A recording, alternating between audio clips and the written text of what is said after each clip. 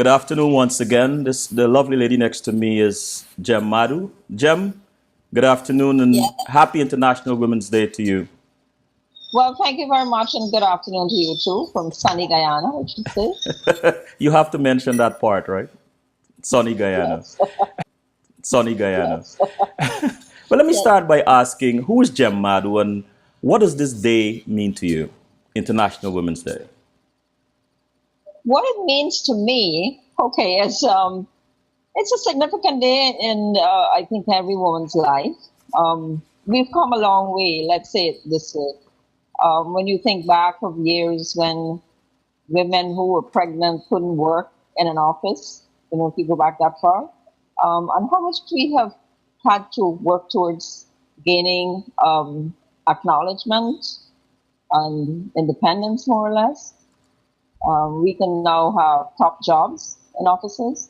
We can hold international positions in the corporate world. Hmm. So it is significant for us, the strides we have made when all these fields were originally dominated by men. But going back to yesteryear, and I mean, in the olden days too, women did, have prominent positions. They were queens, and they fought battles, and you had the Joan of Arcs, and all of those, persons in history. So why did we have to struggle so hard to get back to those positions? You have to ask yourself those questions. When women did dominate the scene many, many years ago, eons of years ago, and why was it such a struggle, for us to get back and get prominent? But Well, all in all, it's good for us as women to be recognized now and to be able to fight for positions and get there. I do agree with you, especially the fact that many of the women of Guyana have schooled us, have nurtured some of the most brilliant and astute people of Guyanese descent today. And so I sort of echo that particular question you asked a few moments ago. Is there a message you have for the women of Guyana today? Well, my message would be is you need to be determined. If you want something in life, you have to work towards it. And once you have determination, you will achieve your goal. And that has been my motto in my life, what I wanted and what I'd like to do. And if it takes me many years later on to do it, I get it done. I would maybe, for example, if I want to do a project, 10 years ago, maybe I wanted to do what I'm doing now. So eventually I work towards it, but I do achieve it eventually. And there are many things that I still want to do, which I hopefully will be able to achieve. I was asking you if there's a particular message for women today, women of Guyana today. Yeah, I will. Guyana today. Yeah, I will repeat what I just said. I think one needs to be determined about what you want to do and what you want to be in life, and then you work towards your goal. You work towards achieving it. Hmm.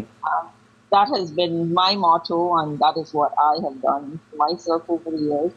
I've set myself goals, and I've worked towards achieving it. Was it some of that determination that inspired you to take that journey when you were very young, that global journey? Tell us a little bit about that. Actually, I was inspired by my older sister. Hmm. Um, I was great with geography in school. I love geography. I always studied the globe. I looked at the countries, and of course, your wish is always that you will travel one day to these countries.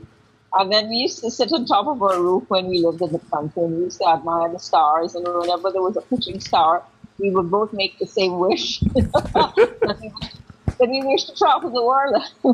I mean, this is something we were doing at 10 and 12 years of age. And, it's something that I've always had in my mind. So when I was working, I accumulated my leave for many years and I was due for 4 months holiday. And of course, so the savings went with it too. So I thought, before I decided to buy myself a car or maybe invest in a house or something, I want to see the world. I want to make this dream possible. But And that is when I set forth towards traveling and but realizing that was it the norm back then when you were that young? no, of course, it was not the norm. And in fact, in those days, I think the only countries I had gone to Suriname, Trinidad, and Barbados. I had never set foot beyond that. I'd seen a lot of Guyana. I'd seen Kaisho Falls. I had seen the Latin community area. I'd gone to Madhoo, Northwest District. So I'd seen a lot of Guyana, and of course, over the border into Brazil. And so just a few countries. So I decided, well, I'm going to go. In fact, I was going to go as far as India because that was what my dream was, to go to India and back. And then the travel agent said, look, for a couple dollars more, you can make it a round trip all the way to Japan and make it a world tour and come back. And then I looked at it, looked what it cost extra, got the money and paid for the round trip. So I did about 28 countries in 6 months. Of course, I didn't have a job when I came back, but that didn't matter. I knew I was not going to go back to the work I was leaving for. But what I did across Europe and traveling through with the Euro-rail, interrail system through Europe and all of that, I didn't know of before. But the thing is, as you travel, you meet so many people and you learn so many things. And, it helps to guide you along the way. I'm curious, Jim. First of all, what did you learn about yourself during and after that trip? Well, to show that I was a determined person, that I was brave. In fact, I think I discovered I was foolishly brave because so many things could have happened to me. It was not the days of internet and emails and cell phones. So here am I in some part of the world on my own, hitchhiking. I did quite a bit of that. Anything could have happened to me. I didn't have that much money, so of course I couldn't sustain myself to stay at hotels. I stayed at youth hostels, which usually would cost about $2 per night. Some of them would charge $1, depends. So I didn't have much money, that's one. And two, I stayed with a lot of families. I met people along the way, and I stayed at their homes. But what I learned about myself, I suppose in some respect, I knew how to develop trust or who not to trust. So by chatting with people and learning about them, I was able to make an assessment very quickly whether should I risk going to these people's homes, or should I risk taking a ride in this car? And so those are things that I developed. So, and I want to get into the meat of this conversation this afternoon because time is so limited. So I want to jump into your experience with the Theatre Guild. How did these things you learn, of course, developing your intuition so much, how did that help you working with the Theatre Guild? In my theater then, I wouldn't say specifically to the Theatre Guild, because before I traveled, actually, I was a member of the PSU drama group. So I had actually done some theater work before I became a member of the Theatre Guild. In fact, it was with Francis Fario, who was the director of that group. And actually, we did a lot of traveling throughout Guyana. We jumped in trucks, traveled from here to Periviton to do performances in schools.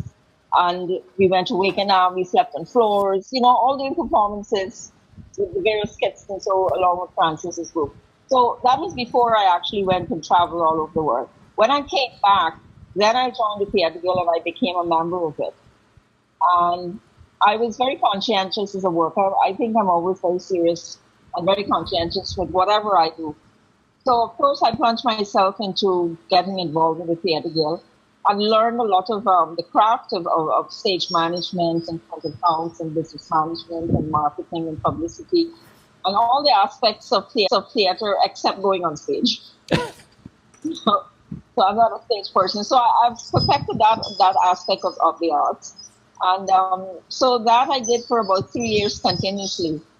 And after that, then we started the theater company, which started professional theater in Guyana. And I don't know if you've heard about the Link Show. Yes.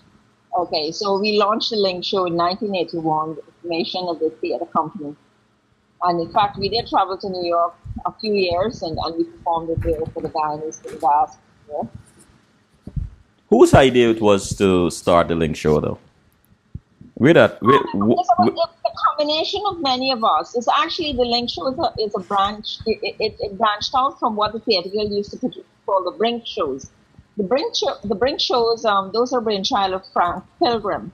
I don't know if you know the Pilgrim family. They were very much into the arts. Most of them are dead now. And Frank was so humorous. He was a satirist. You know, he wrote a lot of satire. So he used to pen the Brink shows at the Theatre Guild, but you know, it was only every 4 years they did it. So the last one that I got involved with the Theatre Guild was 1979, I think.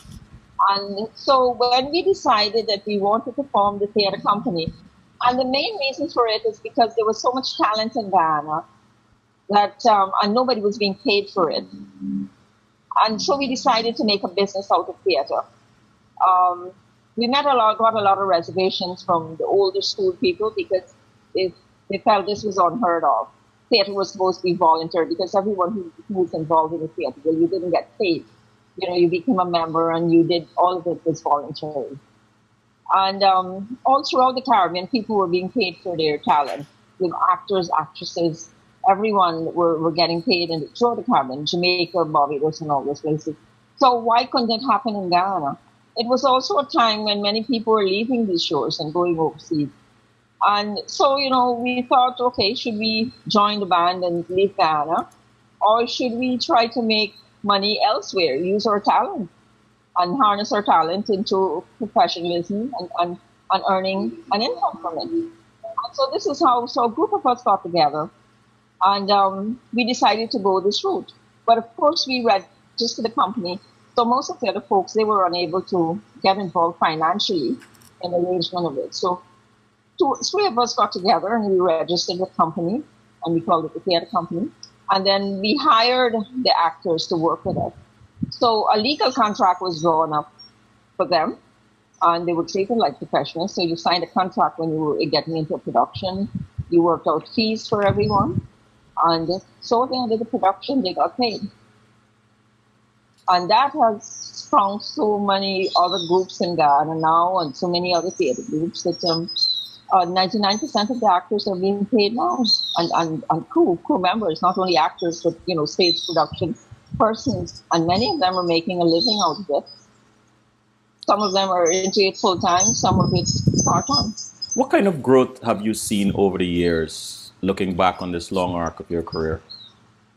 What kind of growth have you seen in theater over that span of time that you've been involved? There has been a lot of growth. I mean, when you think back on the years, it was only the Theatre Guild that was there for productions.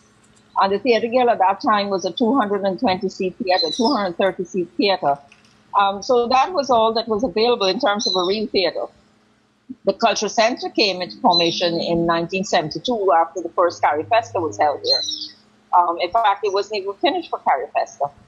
But before that, plays used to be done at the school halls, like the St. Rose's High School, the Bishop's High School, the Queen's College Auditorium, and those places, but mainly at the Theatre Guild. What has happened now, of course, you have the 2,000-seat Cultural Centre. So since 1981, in fact, prior to 1981, nothing was being done at the Culture Centre. The only thing that used to happen is our Lord Canary, who was our Minister of Culture at the time, he used to do a production every month of the Culture Centre called the CC Variety Show, which used to be a singing Calypsonian style variety show. And so that was all being done there. Then the very year we started the theatre company in November 1981, and we decided to put on the Link Show. So this is how I'm jumping things. So this is how the Link Show was born. And so it was really a link between the Brink Show and the new company. So this is how it got the name, the Link Show. So we decided in November 1981 we would launch it with a production at the Culture Centre, which was a very, very brave thing for us to do because we weren't sure whether the audiences would go there. In fact, when we did put feelers out to people, you know what they said to us? The Culture Centre, nobody would go there. Really? It's not the route of the minibuses. It's not in the route of taxis and all of that. Because in those days, you plug down taxis. You hardly call a cab and, you know, go X to Y place. It was always standing on the road in the route of the drop cars. So there was no transportation going in that direction. So it was really a huge risk. And in fact, what happened a few months before that, Leon Saul had a successful radio series called For Better For Worse. And he actually put that on stage, I think a few months before the Link Show was staged at the Culture Center. And that did work out well, and it drew a good audience. So I would say within 1981, those two productions were staged, and we pulled the audience into the Culture Center. And something I will never forget, on the opening night of the Link Show, I remember standing on the bar, if you know the Culture Center lobby, there's a bar downstairs. I stood on it and I looked in a southern direction and through the glass wall down to the road, and I saw hundreds of people walking down the road going towards South Rockville and East Rockville and the Penitence area. And I turned to somebody and I said, who are all those people? Where did they come from? And then the answer to me was they came from the Culture Center. So what we had actually achieved is bringing in the grassroots people into the Culture Center, which never happened before, because in the days of the Theatre Guild, in its vibrant days, it was all a very elitist group of people and middle class people who supported it. The ordinary man would not have gone, or hardly would have, been a member of the audience of the Theatre Guild. And because of the whole history of how the Theatre Guild was formed and who the people were, who are the expats who were there involved, a lot of them were from the embassies, the Ghana, the Booker Sugar Estate Group. They were the ones who were at the Theatre Guild and running it. So it would have been their friends and their families and all of that who supported it. So the ordinary man in Guyana had never been privileged to actually experience what a live performance is. And so that is what happened. I'm glad you brought that up, though, about bringing the grassroots. But before I ask that question, let me go to the chat room. Brenda Richards asks, is theater an art that is taken seriously in Guyana? Is there a drama/theater department at the university, or is it just raw talent? No. There is a lot that's happening, and many people don't know what is going on here. We now have a National School of Theatre Arts and Drama that started 2 years ago. This is from the Ministry of Culture, Youth and Sports. Drama, of course, there is a curriculum at the university level for theatre arts. In the schools now, there is theatre arts on the program, and it's on the CXC syllabus that the students write. So, in fact, what is happening, we've had drama festivals every year now for the last 4 years.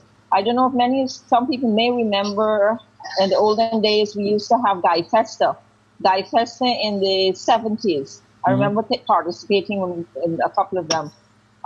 This is all the drama departments, various parts of Ghana. In the rural areas, everybody used to submit scripts and do scripts and skits and plays and all of that. And then we'd have the art department person, the drama department persons from the Ministry of Culture. Well, of course, at that time, it was not the Ministry of Culture. It was called it was in the National Park, the Department of Drama. And they would have their officials go to these various areas and judge the plays. And then the better ones would come down to Georgetown, and then they will have a final judging, and then you'll have the winners emerging. So that had stopped for a long, long time. So what we have now is a drama festival. And a lot of the schools, a lot of the villages are participating in this. And we do have finals, semifinals. So from the school now, we train people or students to go out and help the schools. Help them to perfect their art, perfect their plays. And then the finals happen at the Culture Center. And usually we have done it, this is the 4th year, I think last year was the 4th year. You will see a number of plays, like 30-something, nearly 40 plays. Last year it dropped a bit, it happens between October and November. It dropped about, I think we had about 30 entries. So you'll have full-length plays, and then you'll have short plays. And then you'll have various categories. You'll have the experienced actors in the productions, in the full-length plays. Then you'll have the school category. Then you'll have a junior category and a senior category. So a lot of money is given out, and one of our major telephone companies sponsor it, and millions of dollars. I mean, the first prize for the best production in a full-length category is like $1 million. Okay, it sounds a lot in Ghana dollars. It's $5,000 US. But it's money that nobody would have gotten before from a drama competition. I mean, I've been all my years of theater and I never won that kind of money. You know, But the young ones are getting that now. So you have the National Drama School, then you have the Drama Festival that's happening, then you have things happening at UG, you have things happening in all the schools. And in fact, what has happened now, and this is a new thing, I'm producing Julius Caesar in another month, a month and a half, middle of April. And Julius Caesar is on our CSEC syllabus. It's no longer CXC, it's CSEC, which is like the olden days GC exams and all that. And I'm producing it primarily for the schools to help the students because they're studying Julius Caesar. We recently had, last week, there was a staging of a play called The Lion and the Jewel, a Wole Soyinka play. Wole Soyinka is a Nobel laureate from Africa. And his play, another director called Gotti Norton, he produced it at the Theatre Guild. And that is also on the CSE syllabus. And in fact, what happens, he didn't, before that, he had produced other plays like Old Storytime and Fences, August Wilson's Fences. And he had actually taken it out to all the schools in the rural areas, giving the students an experience to see a live performance of a text that they're studying.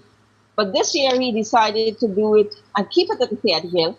And the children actually were sent by bus from Berbice area, West Coast area, Linden, and everywhere. They came by buses and they saw the production, which was a good thing because when you take the plays out to the rural areas, you lose your sets, you lose your lighting effects and that kind of thing, So it was good for them to do that. So I'm going to be doing the same thing with Julius Caesar. We try and get them by buses to come down to the National Culture Center and see the production there. So it gives them a better idea and, Jem, of the whole production. So a lot is happening. That answer, I think you just answered Brenda's, the first part of one of the questions Brenda asked, which I missed a few moments ago. Sorry, Brenda. Anyway, the latter part of our question is, how many plays are produced annually at the Theatre Guild? Well, remember, it's not only the Theatre Guild, it's the Theatre Guild and the Cultural Center. So there are two primary venues that are being used for theatre in Guyana. The more intimate plays go to the Theatre Guild, the ones that will not attract 2,000 people. Right. And then the ones that will attract a larger audience will be done at the Cultural Center. Tell us about, and something, Jem, time is running out on us, and I'm so glad that I'm scheduling you to come back on CWS Journeys, where we could have more time, because there's so much of you to go into. But I just want you to tell me this. What is your general message to young people? Your general message to young people? Young people need to be focused. They need to make up their mind what they want to do. They need to focus on what they want to do, and they need to be serious about it. I've dealt with a lot of young people.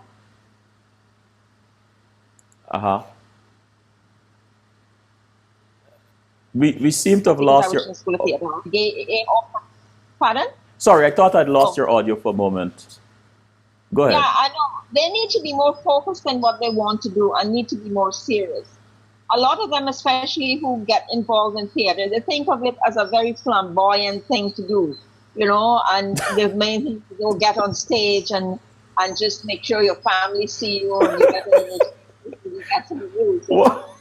What is your... And they're not focused on the finer and the details of it and be serious about what they're doing. So mainly speaking, the young people need to be serious about what they do. Is that one of your pet peeves about the industry?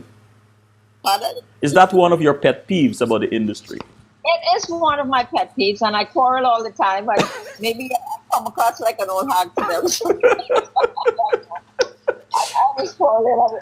Well, I mean, even the adults, not only the young people, because they're also very frivolous when they get involved in it. And my thing is, you need to be serious about it. I don't care. I mean, theater is a business. It's show business, yes. But it's a business, and it has to be taken seriously, and it's $1 million business, So a lot of money is made in theater. Depends on what production you're doing, depends on how big your audiences are, depends on how, if it's small, then, it's small. But like everything else, you have various levels and various scales of income in it. Jem, what do you enjoy most about what you do, and what is most challenging? Most challenging is discipline. everyone from those right down.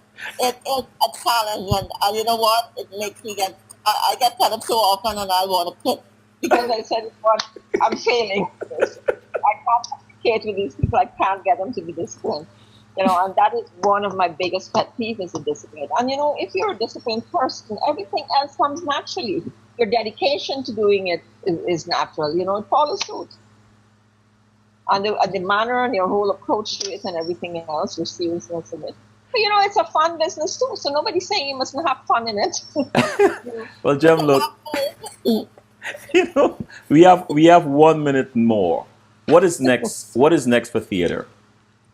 What is next to theater or Yeah, next in theater? in theater. Yeah.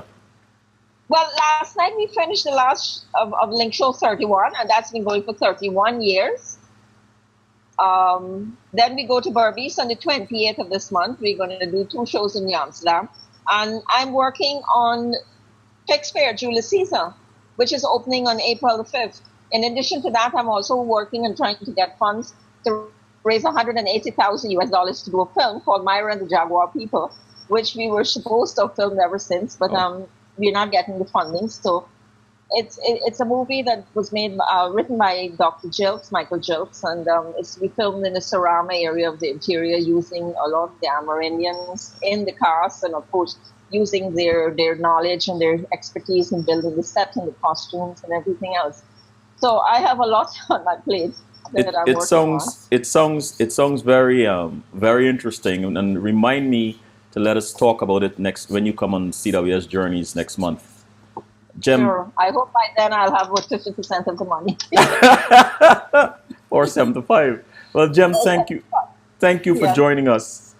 Okay, thank you very much for having me too, and have All a good day, and happy International Women's Day to all the women.